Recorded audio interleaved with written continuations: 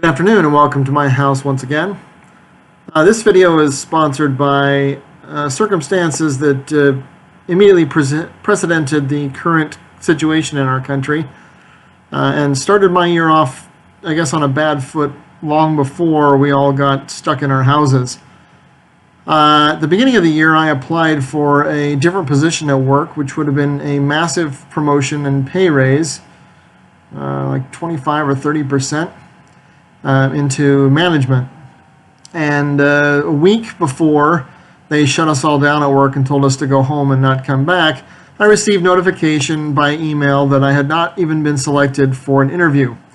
They ended up hiring somebody who doesn't work in the state, and I don't think that the other people to whom they offered it, there was at least one other individual before him, I don't think they were internal either. So there was apparently, it looks like a bias against internal applicants, which would have been nice to know ahead of time.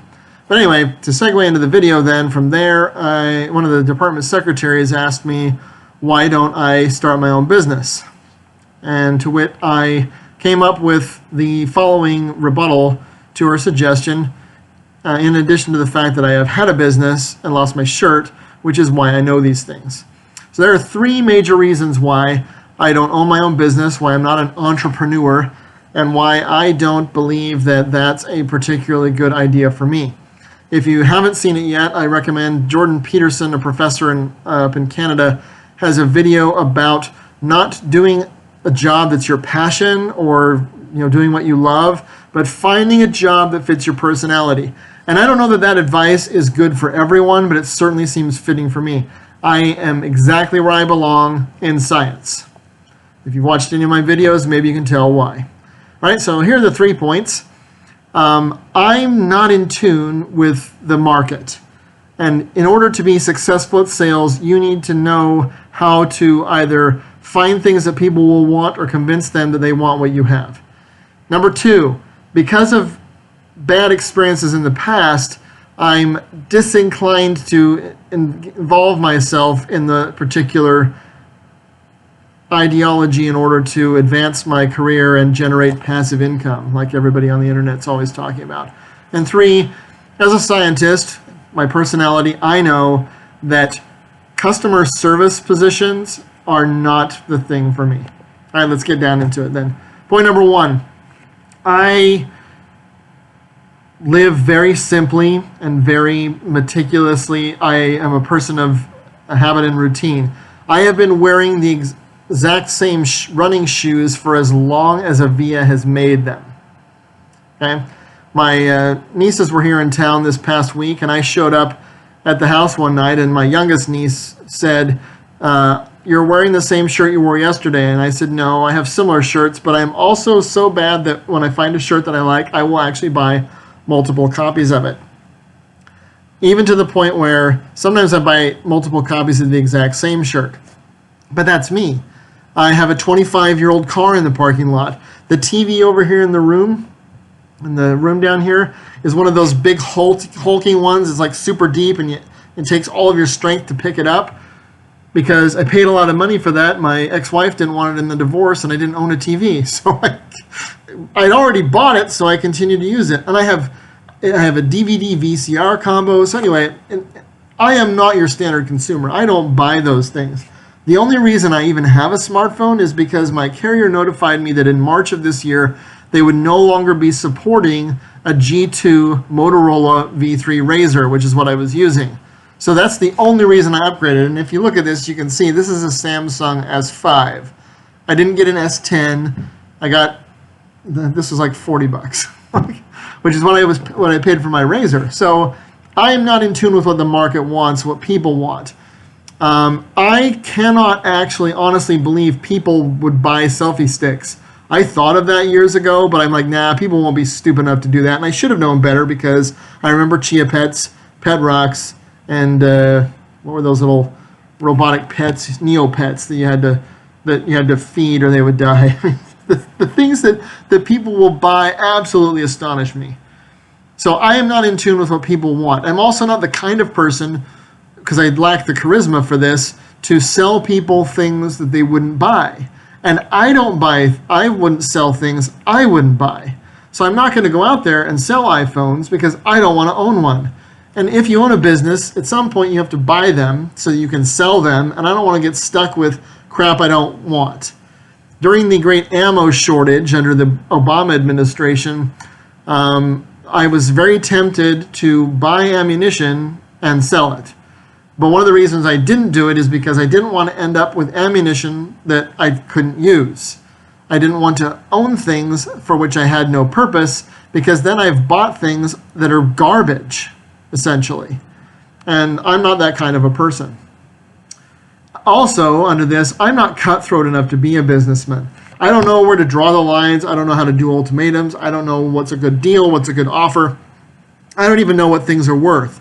When I started selling things on eBay this spring, I had a long telephone conversation with a gentleman who's actually bought many things from me over the time, and he said to me the following. He said, people go to an auction not to make a purchase, they go to find a deal. And he's right. Some of these people, oh my gosh, I've got it listed for a price, and they'll offer me like 50% of what I'm asking, and I'm offended. So I don't make a sale.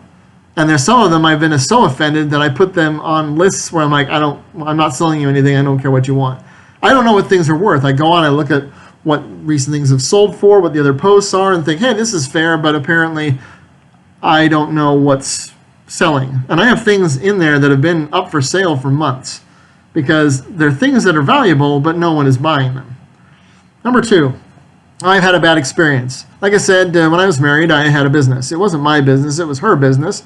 That was the other problem, is I'm not motivated to work 20 hours a day to do anything except teach. I'm there from 8 a.m. to like 10 o'clock at night, 4 days a week, and then an 8-hour day on Friday, because that's something I enjoy doing. I found I did not enjoy going out and handing out flyers, working on a website to sell things I wasn't excited about, and I sure as hell wasn't excited about working in a business where I never saw a dime. Because I did a lot of the legwork, I did almost all the paying for things, and that's a long story how that came about, and I never saw a dime from the business. And as far as I'm concerned, if you don't see a dime from it, it's not an investment, it's not a business, it's a loss. That's why I don't believe education is an investment, because unless it's my education, I don't benefit from it. But another topic for another time. I'm not that kind of a person who speculates well. I had a bunch of WAMU stock during the big bank collapse, and WAMU is the only bank that didn't get bought out. So I lost a lot of money on that.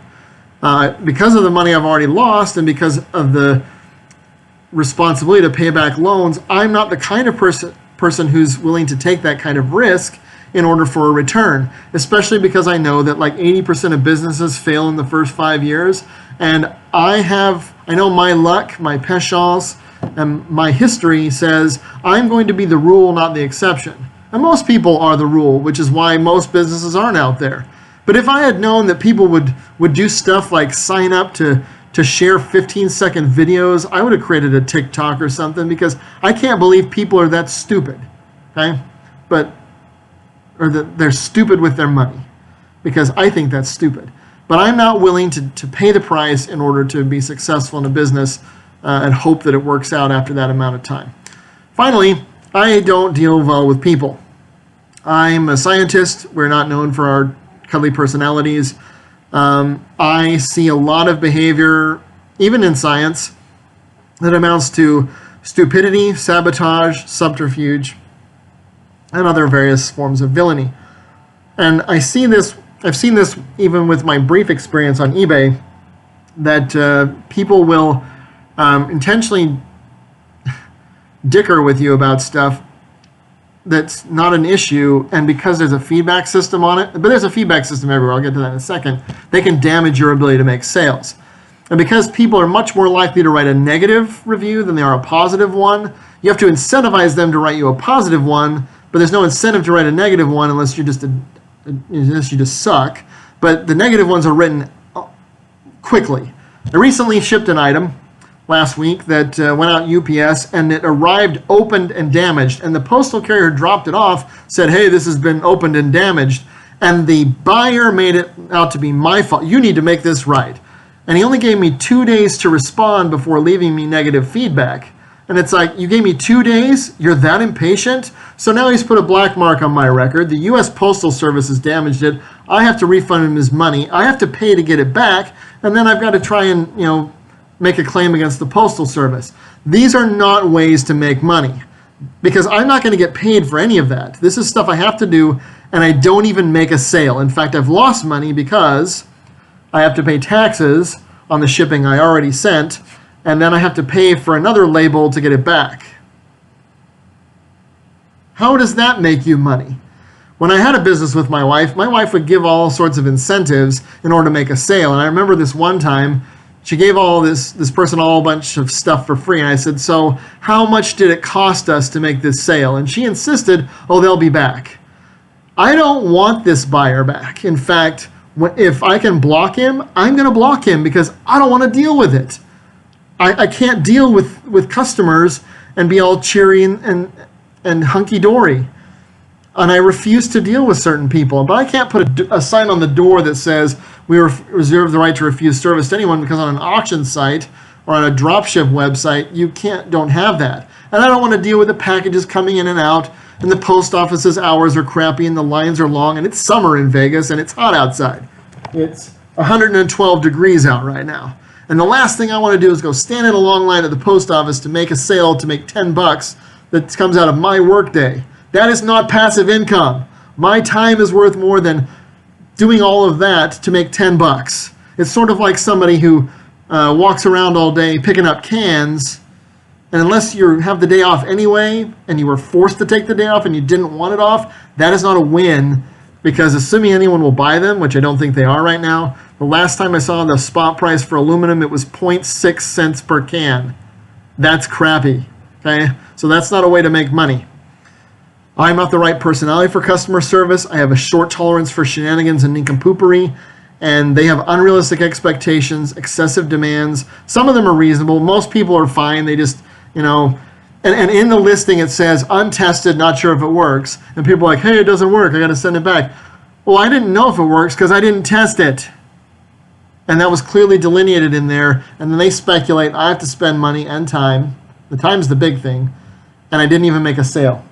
And some of these are good items, but the last one I got back was a bunch of connectors for tracks, and it was $20, and I had to ship it out, then I had to arrange to get it back, and then I had to do the refund, and I didn't even make a sale. And like I said, I had to pay tax on the shipping, and I had to pay for the shipping.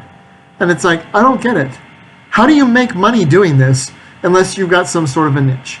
So, and I'm not the kind of a person who expects to have 100,000 subscribers on his YouTube channel, because I think that's the high water or the low watermark now in order to get ads on your videos.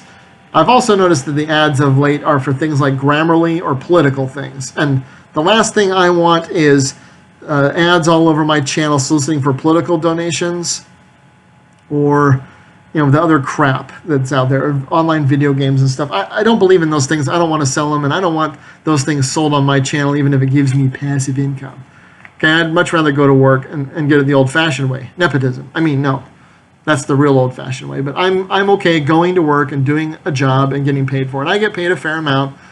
It would have been nice to have been promoted, and it would be nice if I had a passive income. But like I said, I don't know what people want, and I don't know what it's worth anyway. I've had a bad experience, and I'm unwilling to put a lot of my money in and speculate. Running a business is way too close to gambling for me, and my wife had a gambling addiction and wanted to run a business, and you certainly can't do both of those at the same time. And then I'm just tired of dealing with people and their shenanigans. There are plenty of people who can tolerate these things. If you're that kind of a personality, then good on you. And I wish you luck in your business.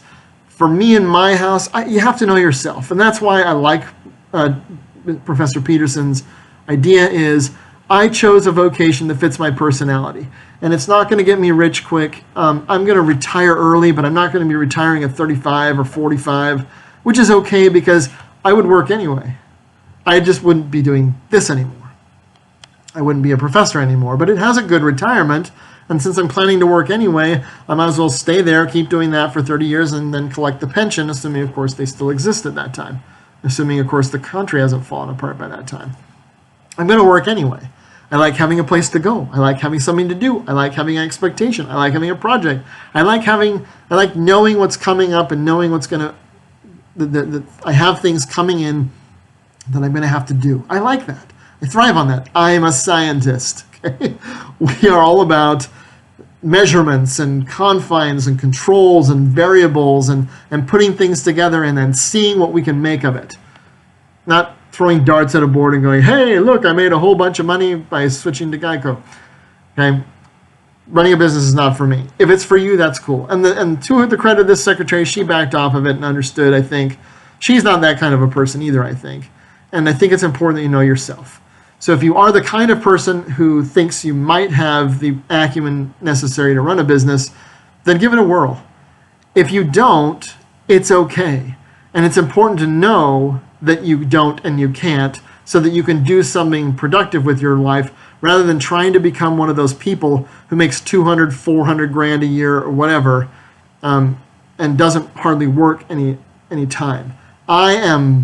It boggles my mind that people will sit on YouTube and watch a video where somebody reads an article and comments on it, because I do the same thing on my Twitter feed for the same articles, but I can do it in the 280 character limit, or sometimes it's two tweets before I'm finished with what I want to say.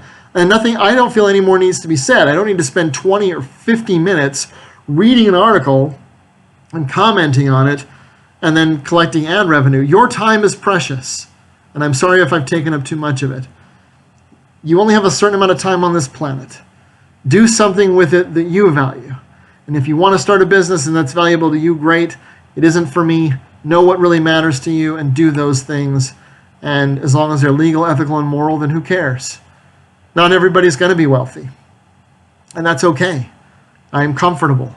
And it's okay. Got my nice kitchen cabinets. You can't see the new door behind me. Those were my projects for this year, and it's made the house immensely better. And I am pleased with where I live and how it is. And I'm okay with that. Contentment is what most people actually seek. We talk about happiness, but really we want a peaceful, happy life and to be left alone. And that's what most people want. And if a business gets you there, great. If not, it's also none of my business. Take care of yourselves and each other. Godspeed, good luck, and stay vertical unless you're sleeping.